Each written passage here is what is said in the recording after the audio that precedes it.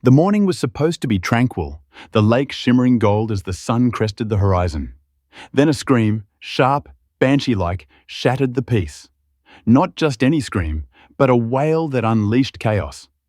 Ethan's fiancée had tripped over my new oak fence, face-planting into a duck nest. Her mother shrieked like the wedding rings were stolen. Tuxedoed men roared. Shrimp cocktails plunged into the lake. The DJ, stranded with his speakers straddling the fence, half on my land, half on theirs, yelled into his mic, "Where do I plug in?" I leaned back in my lawn chair, sipping iced tea on my rightful property and muttered, "Told him this fence was principal." To understand how a wooden barrier became neighborhood legend, rewind 3 weeks to the spark that ignited an HOA war. It started at the block party, where Lisa, the HOA president, flashed a smile that was half toothpaste ad, half predator. I'd lived by the lake 8 years, free from the HOA's claws, my property grandfathered before their rules took root. My lot boasted 60 feet of lakefront, my sanctuary for sunrises, bonfires, and fishing with my niece, compared to their measly 20. Then Lisa introduced Ethan, her brother, fresh from out of town, who'd snagged the lot next door. Convertible Corvette, muscle tank, aviators indoors.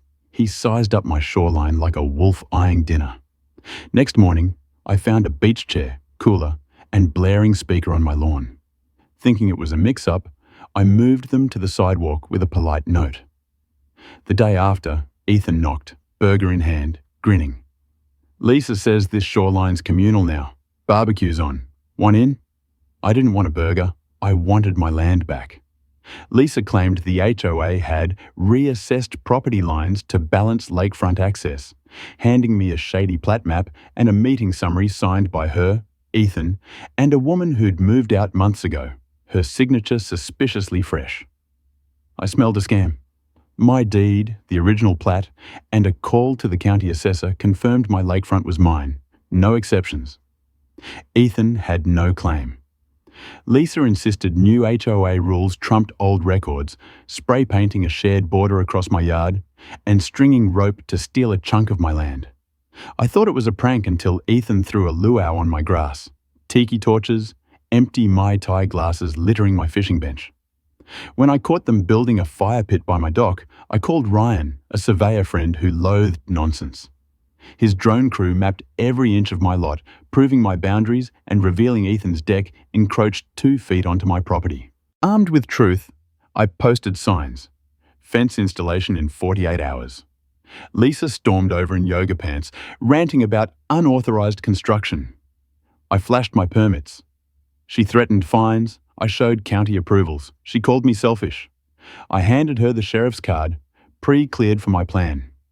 She left fuming. 2 days later, my fence crew hit the ground at dawn, right where Ethan's wedding invite promised a lakeside reception. A white tent sat on my land, string lights hung from my tree, and a caterer's van parked on my grass. As oak panels rose, slicing the tent in half, the DJ's booth straddled the line, and the wedding stage was entirely mine. Lisa shrieked, trying to block workers. They ignored her. She called the HOA hotline. No answer. She called the sheriff, who shook my hand. "If it ain't your land, it ain't your wedding," he said. That night, I sipped a cold beer on my patio as Ethan scrambled to cram his wedding into his muddy sliver of yard. Lisa paced, waving papers like a failing wizard. They didn't know this was just round one. Next morning, a note in Lisa's prim script was taped to my mailbox. "This isn't over. HOA review pending. Stop construction." I tossed it in recycling and admired my fence, a silent testament to truth.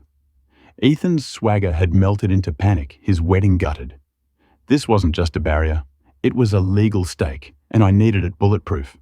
Ryan returned, notarizing a report with drone footage and boundary overlays. He found Lisa's reassignment was never filed, and the HOA hadn't submitted a development plan in 3 years, voiding her scheme. I hit the county recorder, locking in my plat with archived documents proving unbroken lakefront ownership. Lisa's fake maps were toast. Back home, Ethan muttered into his phone about permit woes and last-ditch venues. Party vans circled, lost. The DJ sat on his speaker, defeated. Lisa's lie had torched Ethan's wedding. An HOA email screamed urgent violation, accusing me of illegal construction and wedding sabotage, citing a defunct bylaw and blurry fence photos. I fired back with a document blitz, deed, survey, county emails, bylaws exposing Lisa's skipped approvals, CCing every homeowner, titled Clearing the Air. By noon, Lisa's yard was a ghost town. Her beach flags vanished, porch light off, social media silent. My inbox buzzed with neighbours' thanks and screenshots of Lisa's past fake votes. A retired attorney neighbour offered to draft a motion for a board review saying, "You lit the match." Lisa's emergency HOA meeting flopped. Only 2 board members showed, one bailing early. A neighbour tipped me off. She planned to sue for emotional damages to Ethan's wedding. I chuckled but stayed sharp, logging every move and installing a trail cam. At 11:30 p.m, it caught Lisa and Ethan in black hoodies, fumbling with a drill to dismantle my fence. My tamper-proof screws held firm. Ethan slammed a post, triggering my floodlight. Lisa yelped. Ethan ate dirt in my flower bed. The sheriff reviewed the footage and warned them about property damage. Lisa's smug mask cracked. She was drowning. The HOA hearing was a circus. Lisa decked out the clubhouse with lake photos, handing out packets titled Community Harmony Under Attack. She spun me as a rogue neighbour who ruined a sacred wedding. I waited, then dropped my folder. Deeds, surveys, permits, sheriff reports, bylaws, and Lisa's email claiming Ethan owned my shoreline pre-fence. Silence. Board member Helen, a retired principal, pressed, "Lisa, why hide these?" Lisa stammered, accusing me of malice.